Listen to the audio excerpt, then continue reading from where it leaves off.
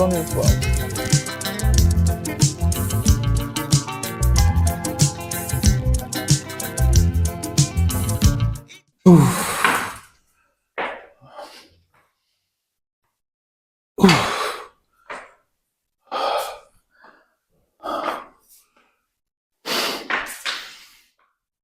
Hello everyone, welcome to Donnie's World and to Kick-Ass and Wellness Wednesday. You should just have seen a clip of me climbing the stairs of my house in Abuja in Nigeria, and you will have noticed that I was finding it difficult, and the reason is knee pain. Like millions of people all over the world, I have this problem because my body weight, my upper body weight is excessive, and it sort of like puts too much pressure on the knee joint.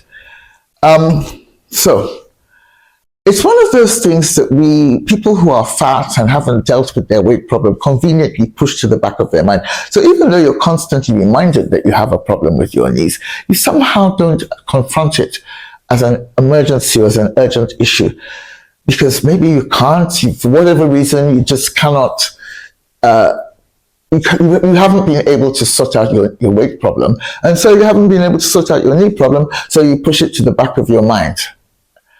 But it shouldn't be underestimated. It really affects the quality of your life. I know this because I used to be slim. I was slim most of my life, till fairly recently. And so I know what it's like to be obese and what it's like to be normal. And I was just thinking of all the things that are affected when you can't walk properly. You go on holiday, you can't skip around merrily like everybody else or go for nice long strolls on the beach. I mean, I certainly encountered this problem when I went to Venice with some girlfriends last month. I did manage to, in fact, I wound up doing 22,000 steps in 4 days. But, every step was agony. And I would have to keep on stopping and holding my friends up and slowing them down. And then, you can't, I don't even go shopping anymore because it's really painful to walk around a department store or a fashion boutique or a supermarket looking at stuff. And here in Nigeria, we have help, domestic help. So you can actually get away with doing almost nothing in terms of movement, which actually makes the problem worse because, as any doctor worth his salt will tell you, one of the things that resolves the knee pain problem is movement.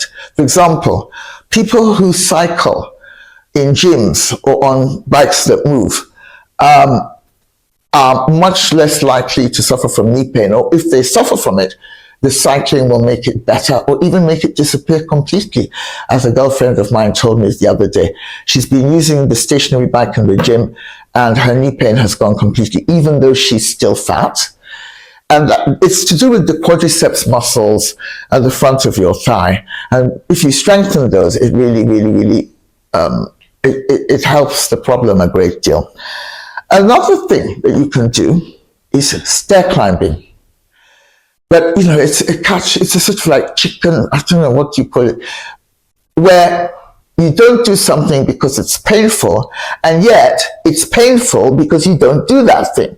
So my sister said this to me, she said, if you were to walk up and down the stairs in your house a few times a day, you would go a long way to reducing or eliminating knee pain. But of course, here we are in Nigeria, there's always someone who'll run downstairs and get you water or bring you lunch upstairs. So I actually live like a semi-prisoner in my house in Abuja. What I mean by that is that there are entire days and weeks when I stay upstairs because there's a bathroom upstairs, my study is upstairs, my bedroom's upstairs, and the kitchen is downstairs. But because I have domestic help, I don't have to go into the kitchen. So I've made my problem worse by not exercising. As I said, I've always been told that the two main things that you can do is stair climbing and cycling. And we have a gym in my compound in Abuja. Can you believe that? I hardly ever use it. Why? Because it hurts to go downstairs. It hurts to cycle. And yet, if I don't do it, this problem is not going to end. it might even persist when I've lost some weight, because I've already started losing. By the way, I'm having a very successful weight loss experience at the moment. You will see my new vital statistics and measurements at the, at the end of this week's video. So I think I've lost about 6 kilos in the past 2 weeks, something like that. But once you've messed your knees up, and even when your weight is down, they might still be painful. So it's a problem I need to address. And it's a very serious problem. I mean, can you believe I actually have crutches and I have a walking stick? And sometimes when I'm in places like airports where the walkways are really long, I actually need a wheelchair. I mean, British Airways and Turkish Airlines and all the different airlines that I use are excellent at providing me with help when I need to get from the check-in counter to the plane. And, it's got to stop. I mean, there's people of 80 who are more mobile and sprightly and happy than I am. Because, if this grinding pain in the background, it makes you so miserable. And half the time you're smiling through the pain, And so I have decided that no matter how agonizing it is, I'm going to walk up and down the stairs in my house at least 3 or 4 times a day and go to the gym and use the bike every morning for at least 10 or 15 minutes to make sure that my knee problem, the sort of physical, functional side of the knee problem is being addressed at the same time as the weight loss. So I hope that you're all going to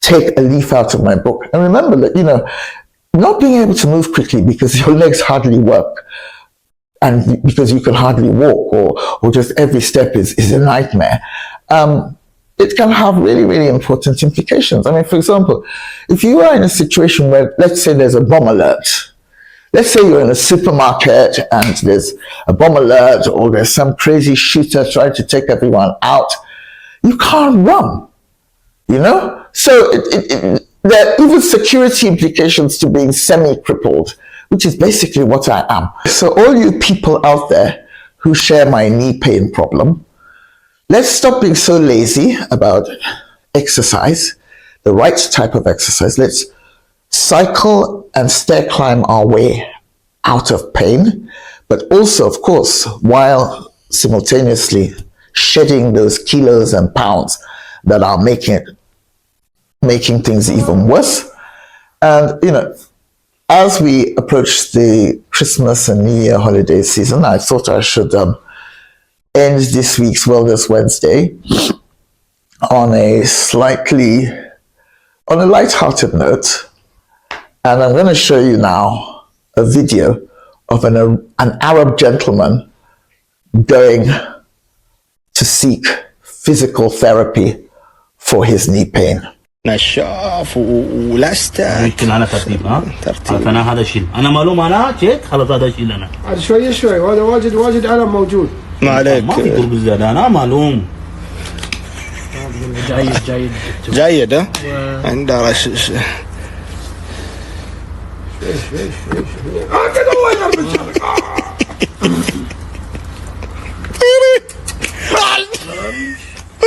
الله يغرب شوي دكتور خله دائما المرخ كذا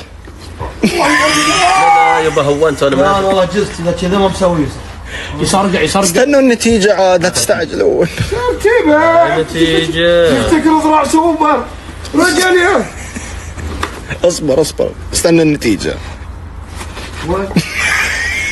وبيعود الصابونه محلها ملتاويه دفع لي الفلوس بيكسر شوي لا خلنا نشوف النتيجه خلاص تكتب لا بدأ بس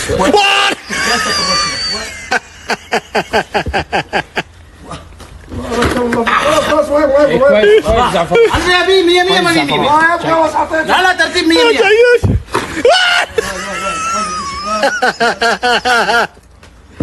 خله يمكن يصرقعها لك ما صادف عليك هذا 50 ولا كمل خلاص. خلاص ما يكمل خلاص. خلاص ما يبغى شيء. انت الله 100 خلاص انا 100 الحين خلاص. ما في سالفه مره ثانيه خلاص. Okay, so I think that, if all physiotherapists and body therapists were like the gentleman in that video, my knee pain would probably disappear on its own. That made me laugh so much. And I do, by the way, have massages and physiotherapy and all that, but it doesn't really work for long as you don't tackle the main problem, which is that you're not exercising your knee in the right way and you're too heavy. Okay, so let me seize this opportunity to wish. I'm going to start wishing everybody Merry Christmas early. So I want to say Merry Christmas to our friends in the Arab world and the rest of the world. Looking forward to seeing you next Wednesday. We won't be doing too much talking because next Wednesday is actually Christmas Day, but I have a little surprise for my viewers on Christmas Day. So I'm going to take a break from eating and drinking with friends and family, and see you next Wednesday. And then also hopefully see you this Friday, when we will follow up on the live stream project or program we did last Saturday. Okay, it's time for Viewers' Voices, the segment of the show when we mention people who have taken the trouble very kindly to send comments. We aren't always able to include everybody, but this week I only got 3 comments, so that's fine. One is from Jennifer Clifford, who's one of my regulars, and she says she tells me that her friend is diabetic and is prescribed Ozempic, the weight loss injection, for that reason. And she's a confessed food addict. Jennifer, I feel your friend. I too am a food addict. The only thing is that when I was younger and slimmer, I could eat as much as I liked. I was a real glutton and I wouldn't put on an ounce. And in fact, that was the case about 6 years ago. But now, because for various reasons, I can't do that anymore. But I really identify with food addiction. And Jennifer's friend prevaricates around all of her health issues. It's very sad and frustrating for those of us who love her. Here in New Zealand, we have a public health system, and she receives a lot of home assistance and has very little motivation to improve her ways. Well, Jennifer, why don't you get your friend to subscribe to this channel and join our discussions on Wednesdays, our little chit-chats? Because she might, you never know, she might feel motivated when she listens to someone like me to actually start taking steps away from the habits that are literally killing her, or at least have turned her into a more or less a disabled person who needs home assistance. There are loads and loads. And in fact, I will throw out a challenge to your friend. If she lists the things about her life she's not too happy about and would like to change, she can send the list to me, and I'll be happy to choose each topic, and go through each topic. Tell her she's not alone. Many of us have messed ourselves up to the point where we can hardly move, or some people have even eaten and, messed it, can't even work anymore. One of the things the British government has said recently is that they want to extend weight loss injections to people who have not been able to lose weight any other way, because a lot of those people are now so fat and so depressed and so breathless and crippled with knee pain or whatever, and suffering from obesity-related illnesses like heart disease, that they cannot work anymore.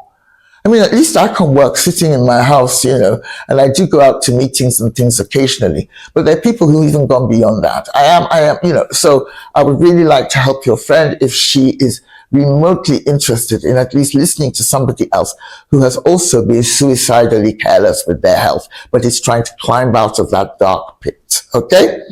Then we have Patricia Wask. Thank you, Patricia. You thought I looked good last week, but that's only because I was I was wearing makeup. which I don't normally do on my Wellness Wednesday videos. And she congratulates me on my fasting results. And you need to congratulate me again this week because I am down to 139 kilos from whatever I was last week. It's all on the screen. Okay? And then there's Philomena Source, who says, my son lost 25 pounds in 3 months by cutting out all foods that have more than 2% sugar in the ingredients list. That's a really good idea. When you go to the supermarket, have a look to see what actually is in the food you are buying. I mean, sugar aside, there's a lot of rubbish, that's unhealthy, additives and all that. I mean, I eat rubbish sometimes, but don't make a habit of it. And the sugar thing, well done to your son. I'm a sugar addict as well as a food addict in general, and I'm trying to cut down. It's not easy. My biggest problem now is that I cannot drink coffee without sugar. And I have to learn or give up sugar. Anyway, you say that by reducing his sugar intake, he has lost 25 pounds, feels better, sleeps better. And it's a thought to consider from a fan in the USA and from me to the USA, to the good people in the USA. Thank you very much for listening. Let's all start getting ready for Christmas. And if you're not motivated to make any changes to your life during this festive holiday period, start mentally preparing for a big improvement starting on January the 1st. Bye.